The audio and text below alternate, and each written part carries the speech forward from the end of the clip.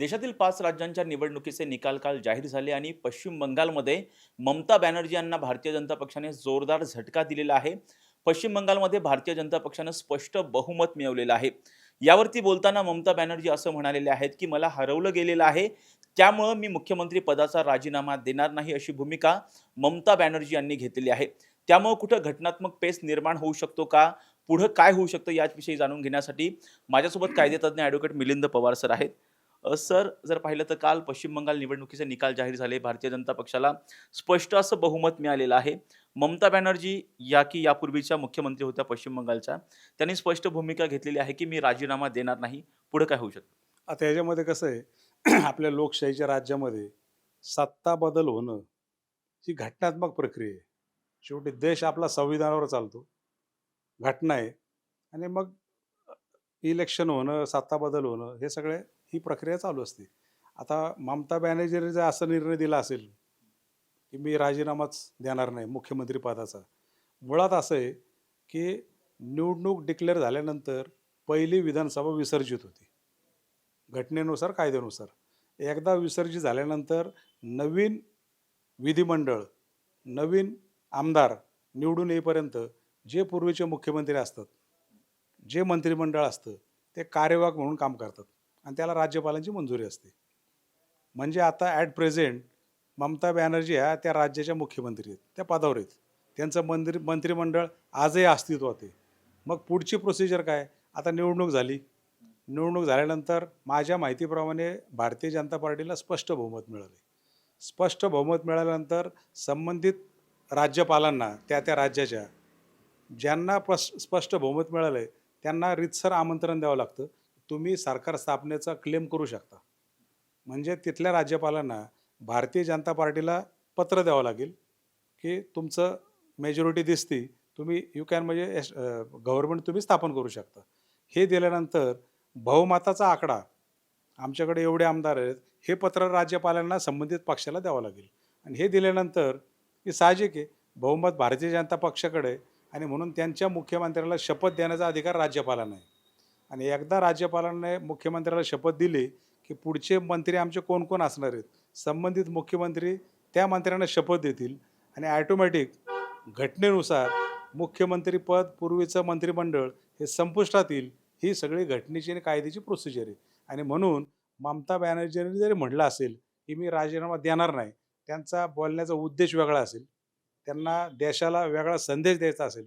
कारण इलेक्शनच मुळात सगळ्या वादावर उभी आहे.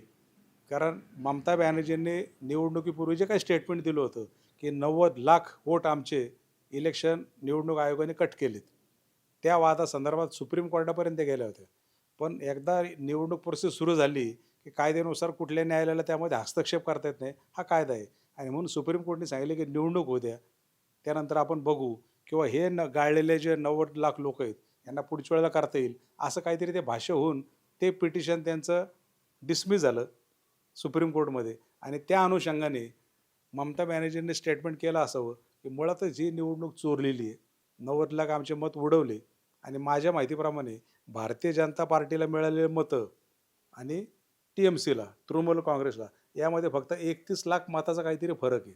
आणि म्हणजेच त्यांचं असं म्हणणं आहे, की चोरलेली निवडणूक आहे आणि त्या अनुषंगाने त्यांनी स्टेटमेंट केलं असावं असं मला वाटतं. सर, जर पाहिलं तर आधीचे जे मुख्यमंत्री असतात, जर त्यांचं सरकार आलं नाही किंवा त्या पक्षाला स्पष्ट बहुमत मिळालं नाही, अशा वेळेस जे मुख्यमंत्री पदावरती जे विराजमान असतात, ते नैतिकतेच्या आधारावरती राज्यपालांची भेट घेतात आणि त्यांना रीतसर राजीनामा देत असतात. तेव्हाच राज्यपाल सांगतात, की तुम्ही काळजीवाहू मुख्यमंत्री म्हणून जोपर्यंत नवीन सरकार स्थापन होणार नाही, तोपर्यंत तुम्ही काळजीवाहू मुख्यमंत्री म्हणून तुम्ही त्या पदावरती काही काळ थांबा, अशा पद्धतीची विनंती राज्यपालांकडून केली जाते.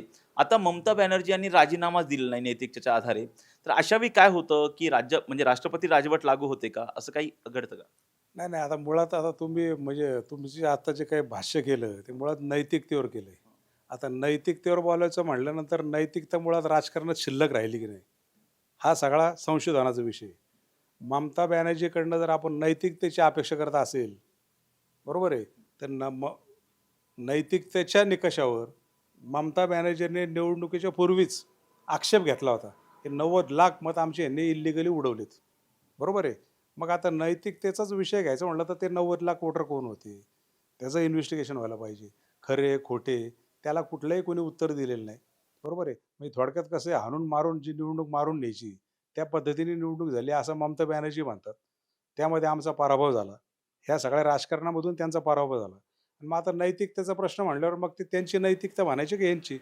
भारतीय जनता पार्टीने काय करायला पाहिजे होतं, की नाही त्यांनी आक्षेप घेतलाय ना, ते रीतसर काय असेल ते होऊ दे.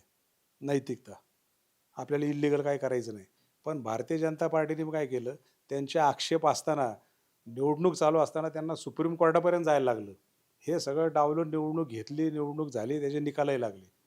म्हणून आता नैतिकतेच्या प्रश्नावर काय निर्णय घ्यायचा, ज्या त्या पक्षाचा, त्या त्या नेत्याचा प्रश्न येईल. पण आता ह्या जर म्हणल्या बॅनर्जी मॅडम, की मी रिझाईनच करणार नाही.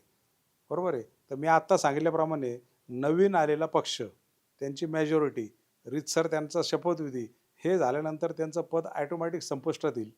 आणि म्हणून राष्ट्रपती राजवट लागायचं काही कारण नाही. राष्ट्रपती लागवट कधी होती, त्याचे क्रायटेरिया परत वेगळे आहेत. आणि त्याच वेळेला राष्ट्रपती राजवट लागू होईल. आता इथं राज्यपाल आहेत.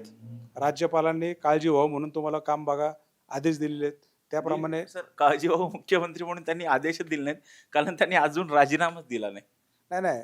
पहिली विधानसभा बरखास्त झाली, निवडणुकीचा प्रोग्राम लागला, की त्यावेळेला राज्यपाल सांगतात, की पुढचा मुख्यमंत्री येईपर्यंत तुम्ही काळजी व्हावं म्हणून तुम्ही काम बघा.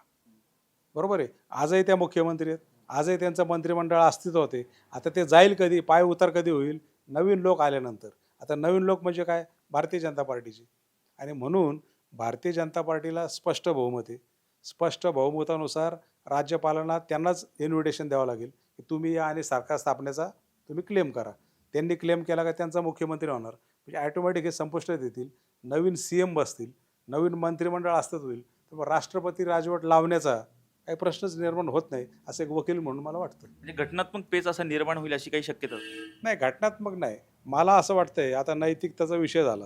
ममता बॅनर्जीने जे काही आव्हान किंवा चॅलेंज केलं आहे, मी राजीनामा देत नाही. मग त्यांना देशाला दाखवून द्यायचं आहे काहीतरी, की आमची निवडणूक ही चोरून झालेली निवडणूक आहे. हे आम्हाला मुळात मान्य नाही. आमचे 90 लाख वोटर तुम्ही उडवले, बरोबर आहे, चोरले. आता हे आरोप प्रत्यारोप होत राहतील. पण कायदेशीरदृष्ट्या आणि घटनात्मक म्हणलं तर घटनेनुसार मेजॉरिटी भाजपकडे आलेली आहे. भाजपाचा मुख्यमंत्री होणार. राज्यपालांना त्याला रीतसर घटनेनुसार शपथ द्यावं लागेल. नवीन मंत्रिमंडळ पण अस्तित्व होईल. म्हणून ममता बॅनर्जी जे काही आव्हान केलं आहे, मी राजीनामा देणार नाही. यातनं देशाला त्यांना वेगळा संदेश द्यायचा असावा, असं एक या चर्चेतून मला वाटतं. अर्थात हे होते कायदेतज्ञ ॲडव्होकेट मिलिंद पवार. पश्चिम बंगालमध्ये ममता बॅनर्जी यांनी जी भूमिका घेतलेली आहे, की मुख्यमंत्रीपदाचा राजीनामा देणार नाही. परंतु जसं मिलिंद पवार सर यांनी सांगितलेलं आहे, की आता भारतीय जनता पक्षाला स्पष्ट बहुमत मिळालेलं आहे आणि त्याच आधारावरती राज्यपाल भारतीय जनता पक्षाला सत्ता स्थापनेसाठी आमंत्रित करू शकतात आणि त्यामुळे ज्यावेळेस भारतीय जनता पक्ष सत्ता स्थापन करेल, त्यांचा मुख्यमंत्री होईल, त्यावेळी ममता बॅनर्जी यांचं मुख्यमंत्रीपद आपोआपच जे आहे ते रद्द होईल. व्हिडिओ जर्नलिस्ट निलेश लोहारसह राजरत्न जोंधे, टॉप न्यूज मराठी, पुणे.